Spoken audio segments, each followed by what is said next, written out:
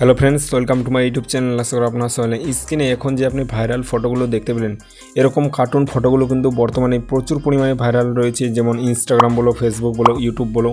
So এর আগের ভিডিওতে আমি তোমাদেরকে দেখিয়ে দিয়েছিলাম, কিন্তু ওই ভিডিওটা দেখে অনেকেই বুঝতে পারেন। আজকের এই ভিডিওটা আপনি প্রথম থেকে শেষ পর্যন্ত দেখবেন, তাহলে আপনি কিন্তু আপনার যে কোনো ফটোকে এরকম কার্টুন ফটো আপনি তৈরি করতে পারবেন। সো চলুন বেশি দিন না করে মোবাইল স্ক্রিনে যাওয়া যাক। ভিডিওটি ভালো লাগলে ভিডিওতে লাইক দিবেন, চ্যানেলটি সাবস্ক্রাইব করে অল নোটিফিকেশন অন করে রাখবেন পরবর্তী ভিডিও নোটিফিকেশন সবার আগে পাওয়ার জন্য। চলুন বেশি দিন না করে মোবাইল স্ক্রিনে যাওয়া। আপনি চলে আসবেন মোবাইল স্ক্রিনে আসার পর আপনি গুগল প্লে স্টোর অ্যাপটাকে আপনি ওপেন করে নেবেন। প্লে স্টোর অ্যাপটাকে ওপেন করে নেওয়ার নিচে সার্চ বলে একটা অপশন আছে, এটার মধ্যে আপনি ক্লিক করে দিন। এটার মধ্যে ক্লিক করে দেওয়ার পর এখানে আপনি সার্চ করেন গ্রুপ লিখে দেওয়ার পর আপনি এই অ্যাপটাকে আপনি ডাউনলোড করেন। সো ডাউনলোড করা যদি আপনার থাকে তাহলে আপনি অ্যাপটাকে আপনি ওপেন করে নেবেন। আমি এখান থেকে অ্যাপটাকে ওপেন করে তোমাদেরকে দেখি। অ্যাপটাকে আপনি ডাউনলোড করবেন। ডাউনলোড করে নেওয়ার পর এই ধরনের ইন্টারফেস হবে।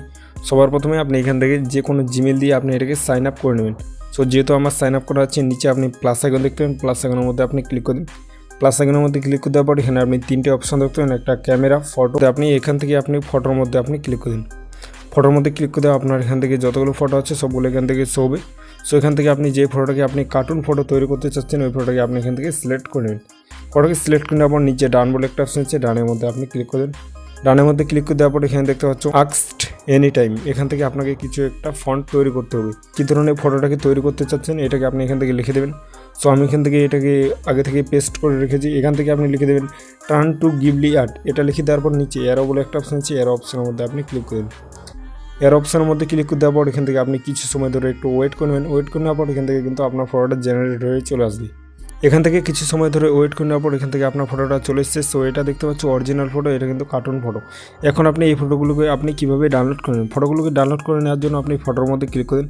ফটোর মধ্যে ক্লিক করে দেওয়ার পর নিচে আপনি সেভ বলে একটা অপশন আছে, সেভের মধ্যে আপনি ক্লিক করেন। সেভের মধ্যে ক্লিক করে দেওয়ার পর দেখতে পাচ্ছ এখান থেকে কিন্তু আপনার ফটোটা ডাউনলোড হয়ে গেছে। সো ফ্রেন্ডস, এই ছিল আজকের ভিডিওটা দেখে যদি একটু ভালো লাগে তাহলে ভিডিওতে লাইক দিয়ে চ্যানেলটি সাবস্ক্রাইব করে। দেখা হচ্ছে নেক্সট কোনো আমাদের ভিডিওতে। ততক্ষণ ভালো লাগবেন। Thank you.